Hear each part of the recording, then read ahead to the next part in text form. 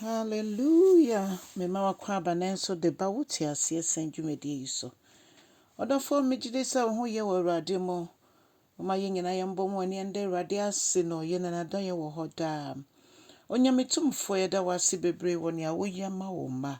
Onokra die na utumedie ntina wo ma te se de yetie wo bambo ene wo hwe sopa. Awurade wo na wo kura yen a ye ho ma asem. Ye ke nyina ne sa sedaka sie ene ye de ma odin kronkron no ene nso ye mpa ebo nyina nse de ye nkan e won ye ye nyina mu ma ne nse ye yiye na Awurade ma ye hu yiye nso wo Yesu Kristo wudin mu nyame kronkron fa wa kwan na ma ye nte woni ene nso ye da wase adom ne nti amen. Odofo me ma wakwa babiom na ye be fa ye kenkan sam efi Ruth eti ba ko nchichem ba kokosi dun wotwe no yina yenim Ruth ni Naomi asam anya kra na edidifo yenim se okwa sorry so wokan Bible wako children service da ni nyina ebi okomekuo Ruth eya oba owari Naomi ne ba yenim se Naomi ni kru Elimelech otu kwan ekomo abasase so ebra na omukrom Israel aye den na onyankopon enam na dom so jiji kakra na Elimelech ko firimu ewo kroyi so ena oni Naomi omoma merma mienu nso a no manyinya ware omo nso mu firimu enchechemu de omo amfa ma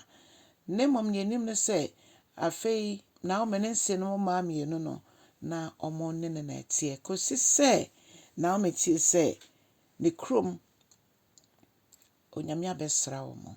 so ye na adwen so beko no o hye emayiwa mienu se omo nsanka omo busuafo ho na yenim ne course wo mo ntem omo kasa che ye na che se opade eto anakoma so ma ne san koye na Ruth ena ye pese ye hwe no ho asem kakra efi nchichemu du 9 na esi wono ni Naomi ntem edikosi du nwotwe o se no mo mienu no epeja omone a ye opa ne Ruth ompeja omone ena omusunye na opa de osuwie no ena ofe ne aseba afuno ho ena ofua no ena oja hokoye wohwemu a onye bone ai Naomi momoti asie se da be na me ba bewo ma ware biom mun entimi masa nti ono san ko na Ruth eka say enka nche me se menya wo ho enko ebrana Naomi ka chen se jopa eko nso ye nakọ asa enka nche me se men san enko medi wechi bebia obeko bia ho na meko bebia obetene bia ho na metena won krofo be ye men krofo na onyankopon aye me nyankopon bebia obewuo no eho na me nso mewu na yesie me na nyankopon ma emre musa ema me na fe ne betimi atiti me ne wontema aye owuo na fe na me hu se enya dia Ruth aye na dwen so obeko no oja ise okasa hallelujah dia na Ruth hu wo na o me muntia otare ne obata ne ho sa we ye adesuade kese edema ensenom se we ye oba na maame ne papa be ma maame papa se de ye ne ye ma no ahokafo etie etesen so yo jidini onyame pese ye ya brabo anase ye nkita hudie no eye edanso eno nti eya adesuade kese asa woni wase enti yi a bomoden na hwe nyame asami mu dwendwene ho na ma nyame ma wa akwankyere se de be ya na monto bi yetu bi be so nyame ni entete obayire enentete obakuno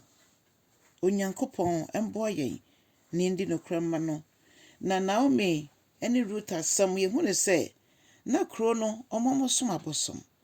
Naomi kan bibi a di adanse monsan ko osopa opa san ko nebusuafo ho eni ne nyame eho no mode etwere se enyame a eye nyame nketwa ɛne nti adɔfoɔ Ruth ho bibi wɔ Naomi mu nti ɔbataa ne ho ɛdeɛ na yɛn nso yɛnsi no mehu yɛn ho a ɔmutumi ɛne yɛnya nkitahodi a ɛyɛ ɛfɛ ana ɔdɔ wɔ mu mepatwɔ kyɛ asɛm yi na ma foforɔ nso yɛ nhyira yɛn nyinaa yɛntimi nyɛ yɛafɛ mu deɛ yɛnhwɛ yɛmmɔ mpaeɛ ma yɛn mma ne ɔma wareɛ yɛmmɔ mpaeɛ ma yɛn kasa nso yɛawareɛ yɛmmɔ mpaeɛ sɛ yɛnya nyɛ asɛm po a yɛbɛyɛ nsɛnɛm papa yɛde ahyɛ Kristo anuonyam nyame nhyɛ wo bebree na ɛnnɛ nso ɛnyɛ sonko ma wo amen